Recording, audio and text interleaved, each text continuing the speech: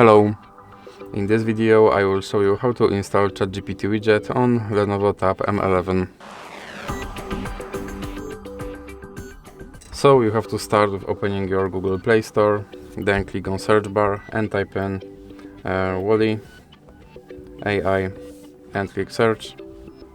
And now select this application and click install. Now you can click open and click this button to skip introduction, and now click not now and then click open permissions, then click on AI assistant and then click here to allow this app to display on top, then click back twice and now you can click start.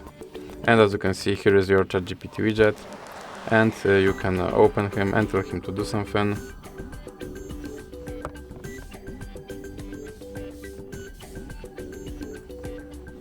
And as you can see, he responded. And if you want to remove him from your screen, just drag him into the X icon in the middle.